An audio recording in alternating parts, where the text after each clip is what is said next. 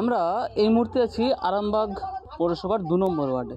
গরম পড়তে না পড়তেই তীব্র জলসংকটের মুখে পড়তে চলেছে এই 2 নম্বর ওয়ার্ডের বাসিন্দারা।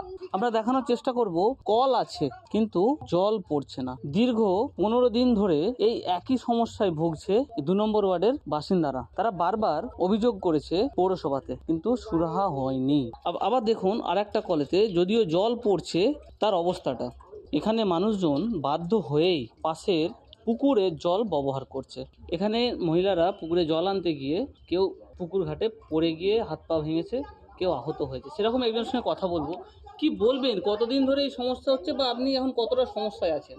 আমি 1 মাস হবে জল আনতে যে পাটা ভেঙে গেছে, 1 মাস হবে। আর পুকুরের জল আমরা খাচ্ছি, আজ 1 মাস হবে। পৌরসভাতে কোনো ব্যবস্থা না, আমরা শুনলাম এখনো পৌরসভার তরফ থেকে কোনো ব্যবস্থা নেওয়া হয়নি। তারা তাকিয়ে আছে পৌরসভার দিকে, কবে তারা এই সমস্যা থেকে রেহাই পাবে। কিন্তু জল যদি না এই গরমের মধ্যে পায়, চরম জলকষ্টের মধ্যেই থাকবে তারা।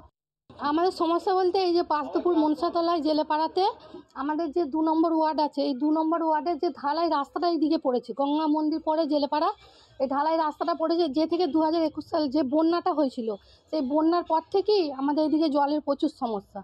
দীর্ঘদিন নয়, গত 1 সপ্তাহ আগে আমাদের পিডব্লিউডির লোকেরা ওখানে কাজ করছিল। দুটিপাতা লজের কাছে যে পাইপটা আছে, সেই পাইপটা ওরা কেটে দেয়, যার জন্য ওখানে জলের সমস্যা দেখা দিয়েছে। সমস্যা বলতে আমাদের তো বিরাট সমস্যা। এই 2 সপ্তাহ ধরে একদমই কলে জল পড়ছে না। জলের প্রচুর সমস্যা। এখন একটু যে পার্টি থেকেই হোক, যাই থেকে হোক, একবার খোঁজ করতে আসেনি জেলে পাড়াটা জল পড়ছে কিনা পড়ছে। আজ কতদিন হয়ে গেল, 15-20 দিনে বেশি হয়ে যাবে, একটু জল নেই। এই পুকুর থেকে জল তুলে তুলে সব কাজ হয় আমাদের, সব ছোটো ছোটো ছেলে, আর কোথাও একটু যেন কারো কলেতেই জল পড়েনি একটু।